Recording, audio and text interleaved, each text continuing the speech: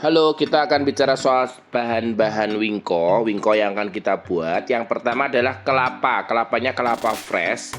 Bisa juga pakai kelapa kering, tapi saya prefer pakai kelapa fresh. Kemudian ada tepung ketan ya. Tepung ketan ini sangat penting fungsinya. Kemudian ada telur, boleh pakai kuning telur atau telur utuh. Kemudian ada tepung tapioka.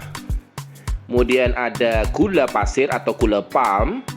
Kemudian ada santan kental dan ada garam karena ini untuk penyeimbang rasa biar rasanya gurih. Nah, sekarang kita akan bikin. Caranya sangat mudah sekali. Tinggal campur aduk, campur semua bahan menjadi satu. Ini saya pakai kelapanya dulu. Kemudian tepung ketan saya masukkan. Nah, ini kita masukkan. Kemudian tepung tapioka kita masukkan juga. Gula pasir kita masukkan. Kalau kemanisan gulanya boleh dikurangin ya. Garam boleh dimasukkan juga. Dan santan kental. Ini sebetulnya boleh kalau pakai air karena kelapa sudah mengandung santan. Tapi kalau saya pakai kelapa santan asli ya. Telur kita masukkan. Jumlah telur itu kalau yang kecil aja ya.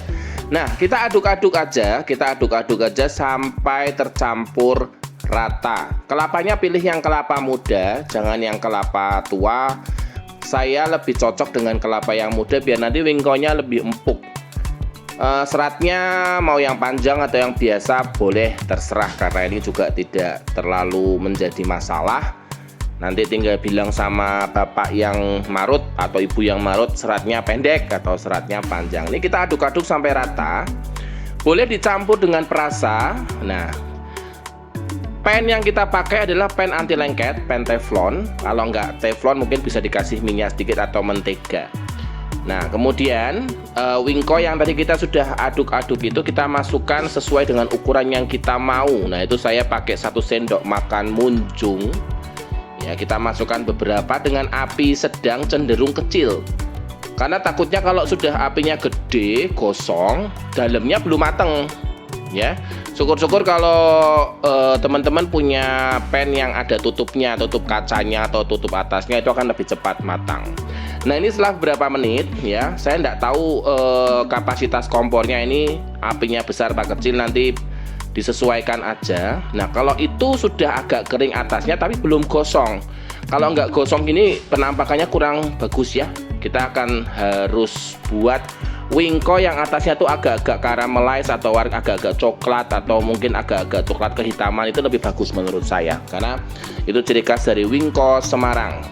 Nah, wingko ini nggak harus di oven ya, karena kalau wingko ini hanya pakai pan fried gini sudah oke, rasanya juga enak dan pastinya matang.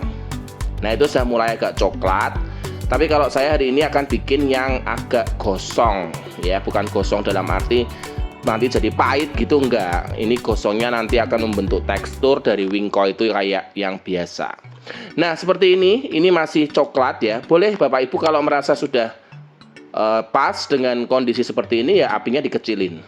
Kalau saya tadi seperti saya bilang, saya mau agak-agak coklat dan agak-agak gosong dikit gitu. Nah, kita tunggu berapa lama untuk pemasakan ini. Tadi yang saya bilang tergantung dari apinya dan dari kompornya. Biasanya sih saya bolak-balik itu ya sekitar 2-3 menit itu sudah oke, sudah matang, sudah mantap lah. Kecuali juga pakai tutup di atasnya, itu juga akan lebih bagus juga. Nah, pembuatannya sangat mudah ya, tidak perlu mixer, tidak perlu oven, tidak perlu bahan yang mahal karena kita pakai kompor dan pan aja. Hampir semua orang punya. Ya, ini bahan sangat mudah, bisa dijual, bisa jadi cuan, tapi juga bisa dimakan sendiri karena ini sehat. Ya, kelapa itu sehat tanpa minyak ya. Jadi kondisi makanan ini tuh buat ibu-ibu, buat bapak-bapak yang mungkin mau menjaga kesehatan tuh sangat tepat karena tidak pakai minyak atau digoreng. seperti itu. Nah, kita pastikan wingko ini matang, karena takutnya kalau luarnya sudah gosong, dalamnya belum matang, itu nanti akan sangat tidak oke. Nah, ini penampakannya seperti ini yang saya mau, jadi ada sedikit coklat-coklat gitu, ada sedikit hitam-hitam gitu. Dan saya pastikan kalau sudah agak kering gitu, dalamnya mesti matang, karena nanti wingko yang panas itu akan mematangkan sisi dalamnya juga sampai ini wingkonya adem ya Bapak Ibu ya, seperti itu. Kita tunggu aja sampai benar-benar matang. Kemudian, nah, sudah matang, mari kita nikmati.